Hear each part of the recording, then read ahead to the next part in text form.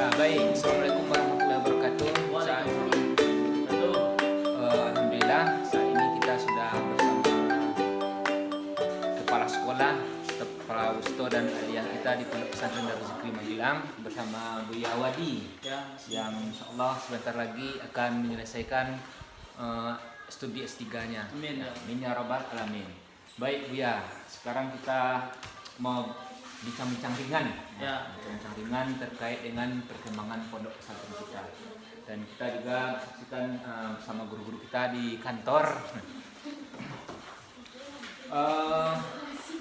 Saat ini kita sudah di pondok pesantren Darul Zikri Magelang sudah berjalan 5 tahun, 5 tahun perjalanan. Alhamdulillah. Kira-kira menurut Buya refleksi ataupun bagaimana perjalanan kita selama 5 tahun di pondok ini? Baik, sebelumnya terima kasih disampaikan dari moderator. Di sini terkait perkembangan dari pondok pesantren kita itu tak luput banyak maju mundurnya. Otomatis itu tak luput dari semangat majelis guru dan semangat kita bersama. Jadi untuk perkembangan pondok pesantren kita ini memang banyak terjadinya sebuah hambatan atau halangan, tetapi itu semua dapat kita atasi dan dapat kita cari solusi untuk jalan keluarnya. Alhamdulillah. Meskipun ada persoalan-persoalan, tapi itu bisa diatasi, insya Allah. Dengan didukung oleh kesulitan majelis guru kita yang alhamdulillah sekarang masih energik, masih muda. Jadi alhamdulillah. Di pesantren kita banyak guru-guru muda.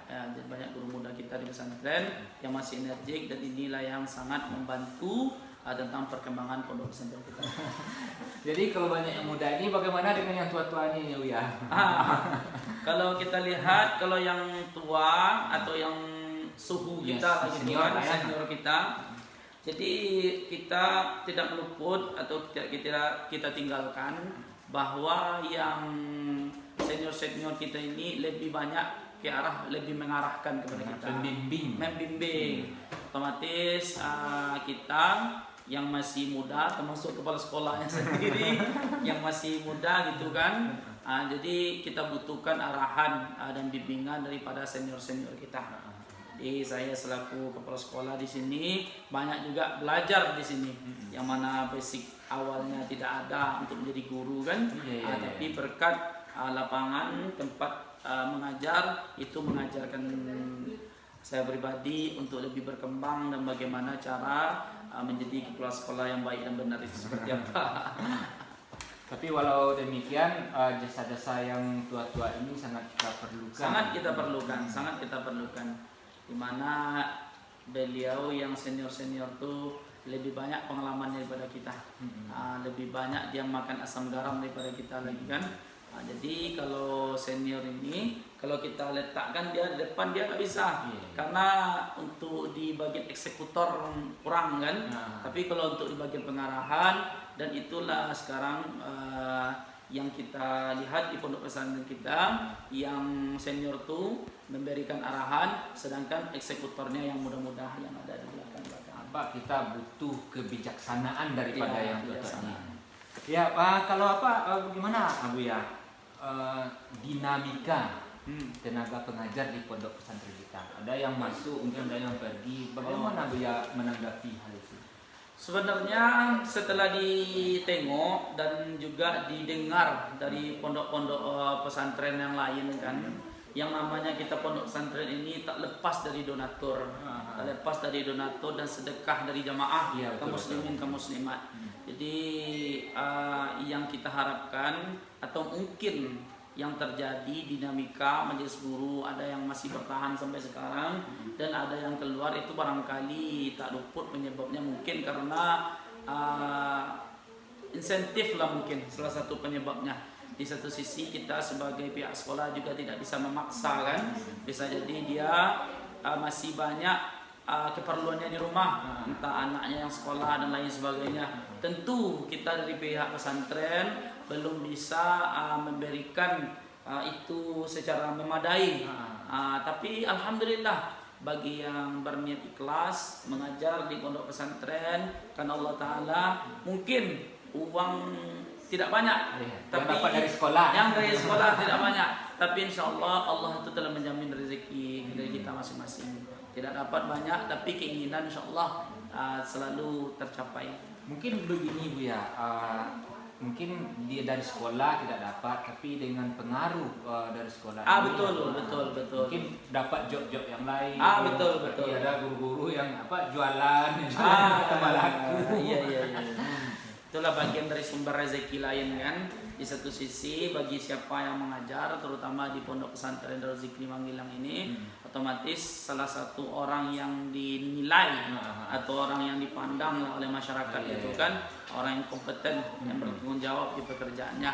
Jadi karena itu dia juga bisa atau mudah diterima untuk bekerja di tempat lain. Atau bisa jadi begini Bu ya, dengan bergabungnya kita bersama-sama berjuang untuk kebaikan masyarakat lewat pondok pesantren ini. Jadi lewat pondok ini kawan-kawan guru itu bisa mengeluarkan semacam energi beauty betul. Sehingga terpancar aura-auranya itu, kemudian mereka lebih dikenal oleh masyarakat. Betul. Kemudian kalau gimana Bu ya, tentang kalau dinamika santrinya sendiri? Ada santri yang mungkin masuk pindah, bagaimana itu Bu ya? Jadi terkait dinamika santri, ada yang masuk, ada yang keluar. Terutama faktornya tidak di sini saja, di pesantren lain seperti itu juga.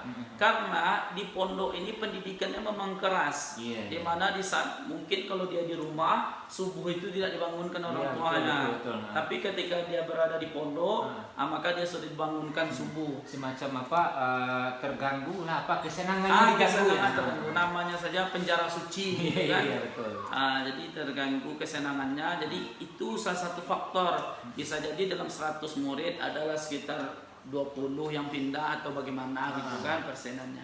Dan ini tak luput juga tentang peran orang tua. Orang tua di dalam.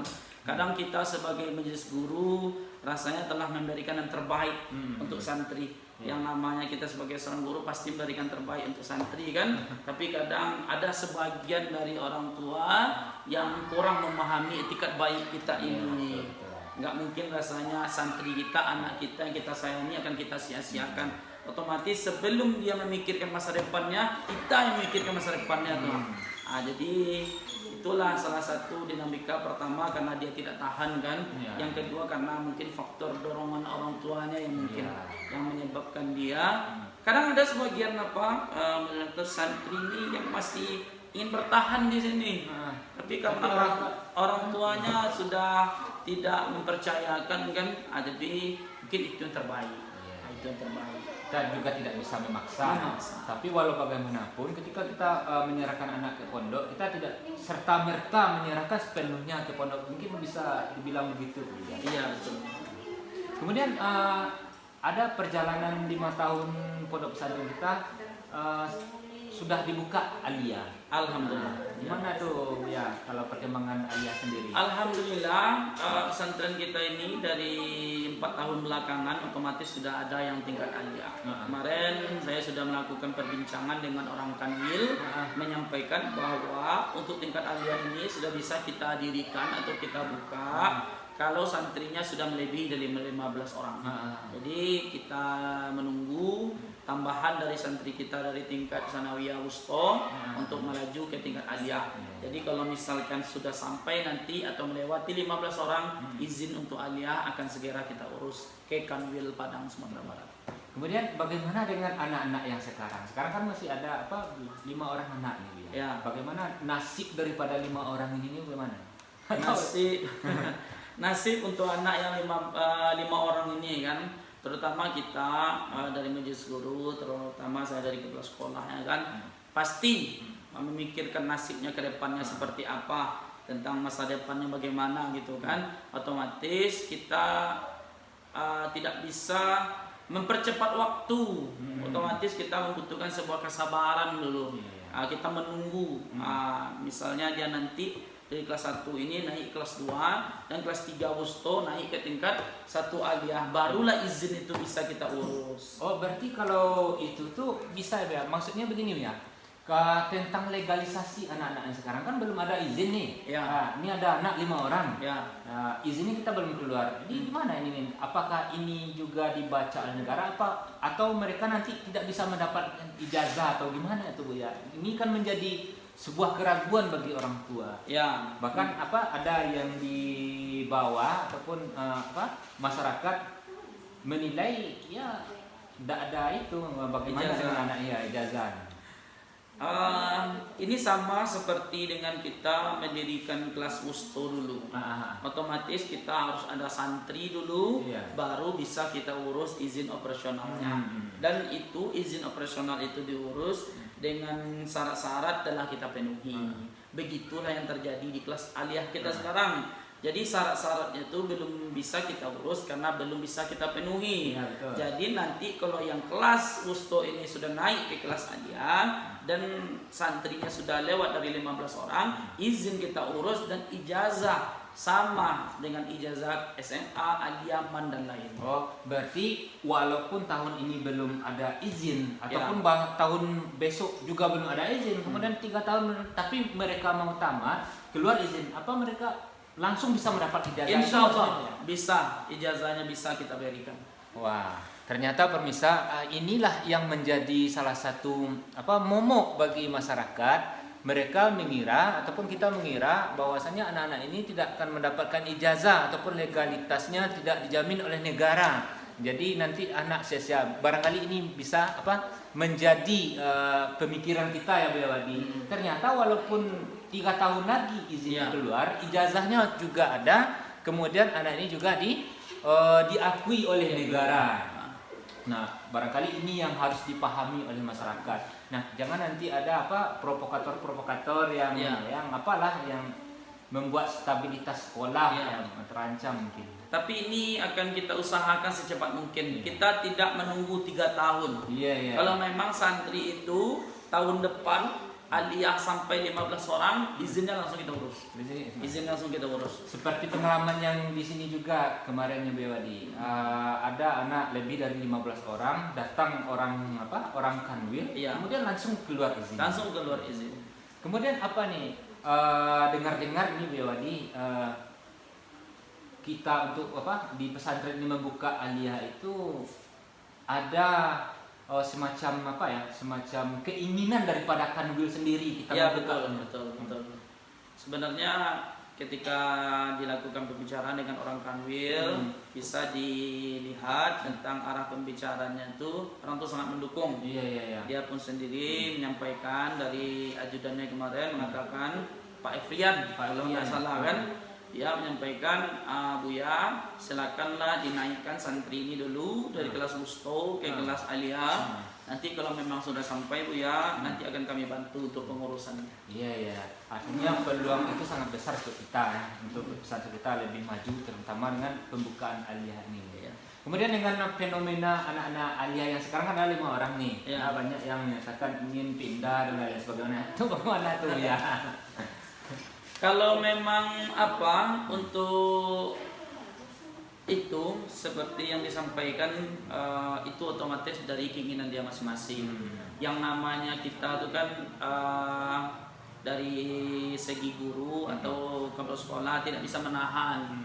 Mungkin ini terbaik bagi dia, bisa jadi terbaik pula bagi sekolah. Jadi kalau kita lihat, kalau dia masih di sini akan kita berikan yang terbaik untuk dia. Tapi kalau memang dia ingin untuk pergi, karpet merah akan saya bentang ke dia untuk pergi. Artinya kita menghargai apapun keputusan daripada santri dan orang tua.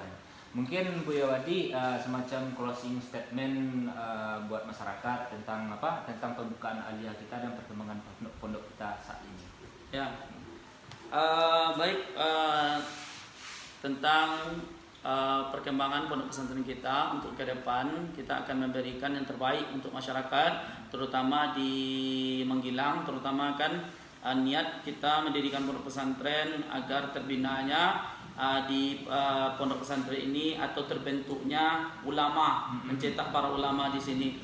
Jadi kami dari pihak pesantren akan mengupayakan tentang program-program yang terbaik untuk mendukung santri kita untuk membaca kitab, membaca Al-Quran, hafalan Quran dan lain sebagainya. Dan untuk tingkat aliyah, insya Allah untuk kedepannya akan kita usahakan pengurusannya untuk secepat mungkin.